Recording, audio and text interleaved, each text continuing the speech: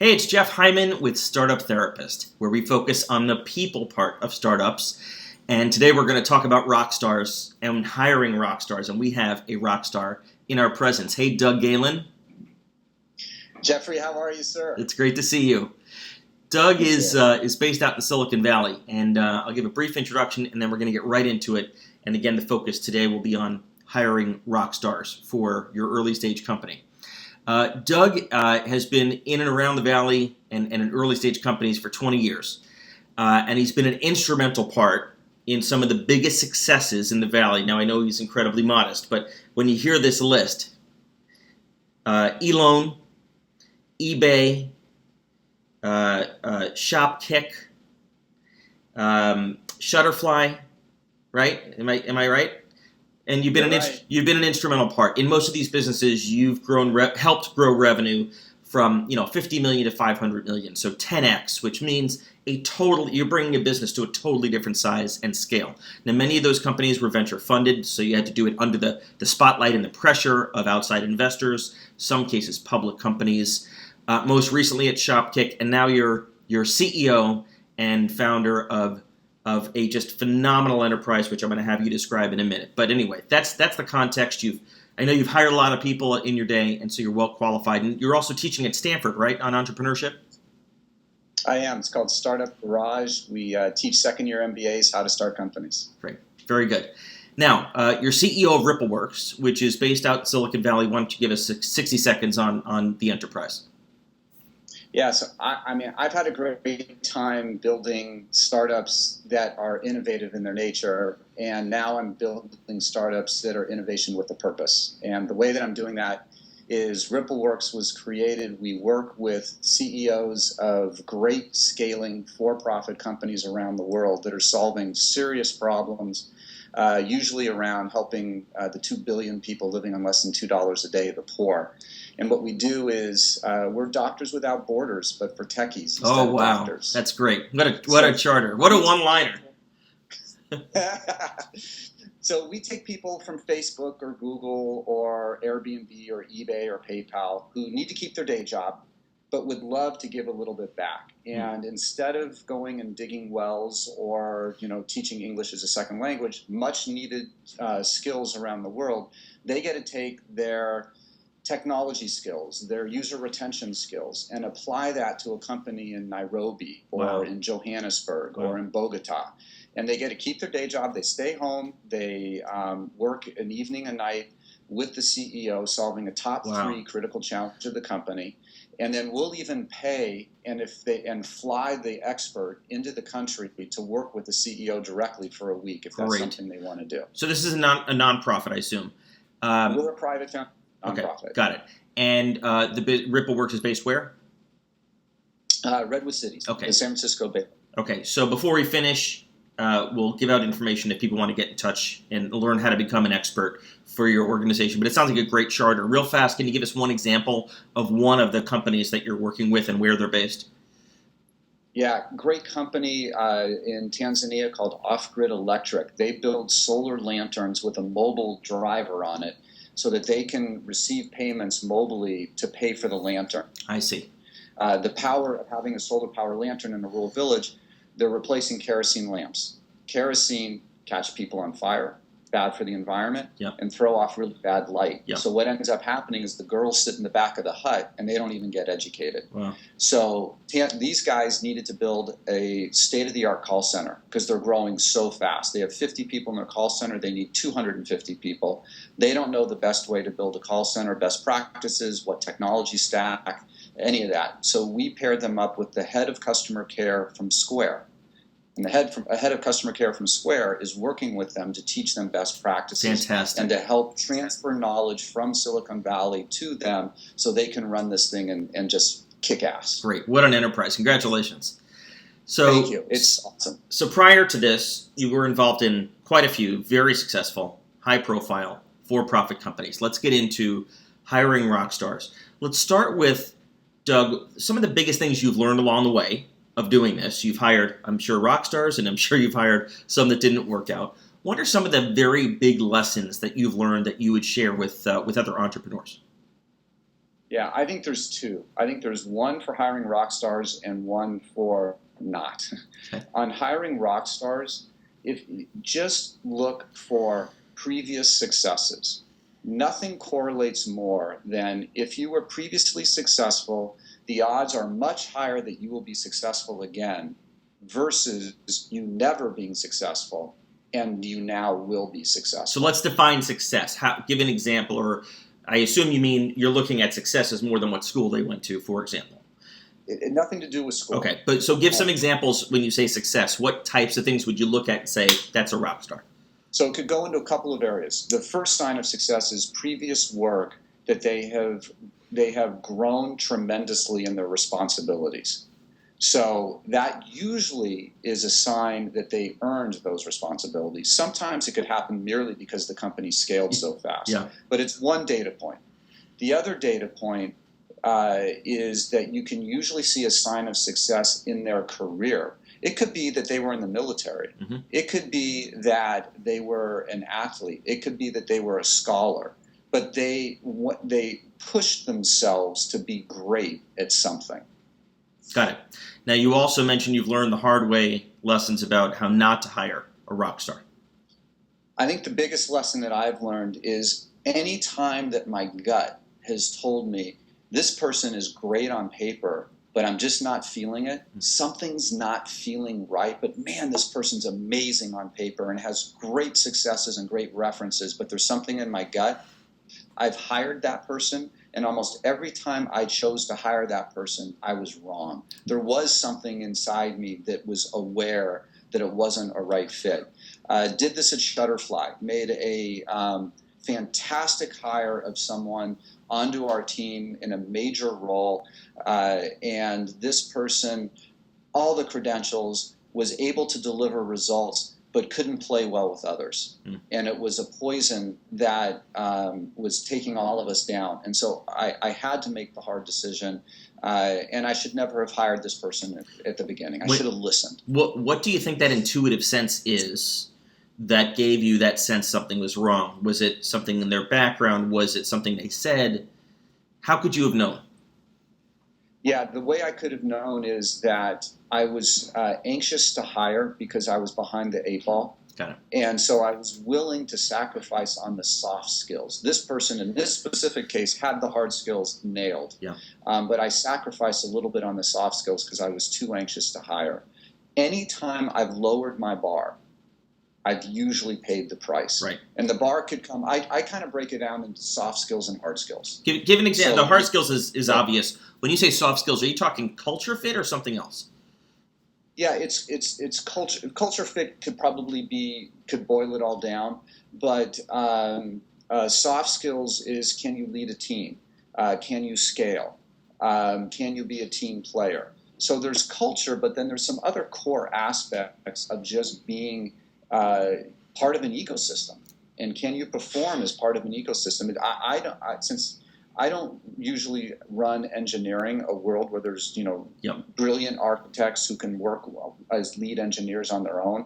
I usually work in developing product or the business, so everything is interrelated. Got it. So the human aspects are just vital. What have you learned about culture fit? So you've scaled from mid-sized companies to large or small to mid-size. How do you assess culture fit, and what role does that play in identifying a rock star? And also, if you identify someone who's clearly a rock star, not quite a culture fit, how do you make that decision? Yeah, so eLoan, we scaled from 3 people to many hundreds. eBay, obviously, tens of thousands. Shutterfly, I came in when we were about 50 people and rewrote the culture. And Shopkick, kind of the same scenario. I think job one is, except at eLoan when we were only 3 people, codifying the culture is really important. So there's oftentimes what you say and what you do don't always align. And that's really important if you're at a mid-sized company or anything greater than 20 people. Right. I won't even say mid-sized. Anything greater than 20, because the odds are you haven't codified culture yet. Right. Before 20, you still have a chance to define it and to make it malleable. After that, the cake is baked.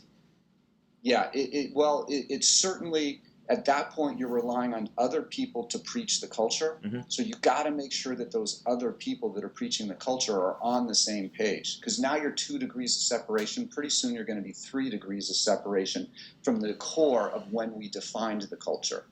So job one, if you're small, is when you get 10 people or beyond, write down the culture and share it and make sure everybody believes it and lives it. So then they can spread the word better. So let's reflect back to that exercise at eLoan. So eLoan, and for folks that don't know, when you joined at 3 people, it became one of the leading online lending companies in the world. Just a fantastic success story. How do 3 people in a room, to use your word, codify the characteristics or the culture of the company? What does that exercise even look like? And how do you put it on paper? What does that mean? Well, so this was back in the Stone Age of the internet. So we were one of the first companies. I mean, back then you looked at a thing called a newspaper to figure out how to get a loan. That had paper and ink on it, and Yeah. And so what we did is we actually flew to Boulder, Colorado, and met with a little guy at that time named Jim Collins, who had just come out with a book, little cute little book, Good to Great. Yeah. Well, obviously Jim Collins blew up into a wonderful sensation, built to last, Good to Great. And so we spent 2 days there really trying to define our culture. That then gave us, at least taught me, how to do it on an ongoing basis. And we've just done this here at RippleWorks. And we decided to start codifying the culture within the first month of our company. And so just because I've lived the life of not having a defined culture, it doesn't need to be anything more complicated than get in a room and talk about what you stand for. What's your mode of operation? How do you want to run your organization? How do you want to interact with each other? What do you want to stand for in the outside community? So to use Jim Collins' example, how do you keep that from becoming a trite list of values that are on the wall in the lobby that are laughed at and ignored? How do you do that, and then how do you live it? What do you do the first time someone is violating that code? Yeah, so the best practice is, first of all, when you meet to hopefully weekly, monthly, quarterly with your team, you use your culture as one of the measures of success. So you integrate it into feedback right away. And so that's one. 2 is you take the words from culture and you use that in your everyday of how you run the business. So at RippleWorks, we at the top line, we're 70% ninjas and 30% Zen masters. That's great. So 70% we got to get shit done. Yeah. 30% we need to reflect, and we need to be making our experts and our companies successful. Got it. And so we talk about that every day. So the second lesson is integrate it into your business. Third, putting it on the walls, that's nice. I'm not as interested in that, but I am interested in a third lesson that I've learned is keep it simple, stupid. Right. How is it that you're going to break it down to 1 word, 3 words, 70% ninja, 30% Zen master? It kind of it captures the whole thing. Yeah. Talking about interviewing and hiring rock stars at startups, are there people that should never join a startup? Who's not cut out for startup life? And how do you identify those people in the process to say, great hard skills, great soft skills, they're never going to make it at a startup? Or do you agree with that? Oh, sure. There's plenty of people who should be at startups, and there's plenty of people who should not be at startups. Typically, lesson 1 is at a startup, you need to be ridiculously flexible. You came in the morning thinking you were going to do one thing, guaranteed you will not do that in that day. You will add 5 more things, and you've got to manage that, and you've got to be able to prioritize, and you need to be able to rapidly iterate on what you think your day is going to be. So job 1 is you got to be ridiculously flexible. 2, you got to be willing to make mistakes. There's this famous old basketball coach from UCLA, one of the greatest coaches of all time, John Wooden. John Wooden is famous for all sorts of Woodyisms. Yeah. One of them is, you show me the basketball team that made the fewest mistakes, I'll show you the team that lost the game. Right. And the reason it's important to be able to make mistakes is in startups, you got to move fast. And perfect is actually a dangerous thing. It slows you down. Entrepreneurship, we have limited resources. You got to do the most with a limited amount of runway and a limited amount of resources. So you got to move really fast. So the next part is someone needs to be willing to make mistakes and make decisions quickly. The way that you can source that when you're interviewing or when you're recruiting, first of all, is if you've got a big background of big companies, the probability of you successfully jumping to a small company is really low. So to be specific, Doug, are you hesitant to hire someone that's only worked at big companies? Are you okay being their first small company experience, or do you want them to get broken in at another startup before they come to you? So multiple part answer. If it's a 10-person company, then I would say that the odds of them coming in, if they've never scaled from 0 to 60, not going to happen. It's too late. If I was a 150-person company that had already built some processes and we need to go from 150 to 1,000, maybe. Right. So it's not to say they won't make it. It's just that from what you're saying, you're not willing to take that risk and be there first because you got some. Yeah, I got to play probabilities. Right. So it's all about probabilities of success. I've got limited time, limited runway, and I look at history. I look at history for successes. I look for history of the types of companies that you have been attracted to. Got it. We have just a few minutes left, so I'm interested. Once you find someone who is clearly a rock star, they fit your culture, they fit a startup. You can see them being successful at a startup, and they have the hard skills. What, if any, things do you do from there to the end of the process to validate that? Either background checks, reference checks. How do you get comfortable that the person is who you think they are? I do a couple of things. It usually takes me 3 meetings to hire. The first meeting is I'm just trying to figure out, are you a fit? The second meeting is I go a little deeper to understand that fit because I've had more time to process who you are. And then the third meeting, I try to make outside the office around lunch or coffee, breakfast or dinner. And then I can see how you interact and will you be a team player. And at the end of the day, it actually is a little bit like dating. Do we get along? There are plenty, and I have dated some women who are amazing on paper, but we just didn't have the vibe. Yep. And so that, when you hire, it's not just hard skills, soft skills, but it's do you have that connection, especially when you're a small company. You've got to make sure that it works. And again, because what I do is on the business side and everybody interacts, I'm always thinking about pulling together a team that can work well together. It needs to be diverse. Mm-hmm. Really important to have your right share of extroverts and introverts. But I need that third meeting to figure out whether it's a fit. How much reliance, if any, do you put on reference checks? Great question. So I put very little reliance on reference checking. I put huge reliance on non-references reference checking. Backdoor reference checking. I will do everything I can to find people that you didn't give me as references to just understand the background. And thank God for Reid Hoffman and LinkedIn. I mean, I live on LinkedIn. Right. That's really the best way to do it. Being careful, of course, that you don't tip off their current employer, which is a risk. Yes. Yep. Definitely. Yeah. Good. Well, this has been incredibly helpful, Doug. Thank you so much. If people want to learn more about RippleWorks or potentially get involved as one of the experts, is that what you call them, experts? Yep. Okay. How would they get in touch, and how would they learn more about it? Thanks for asking.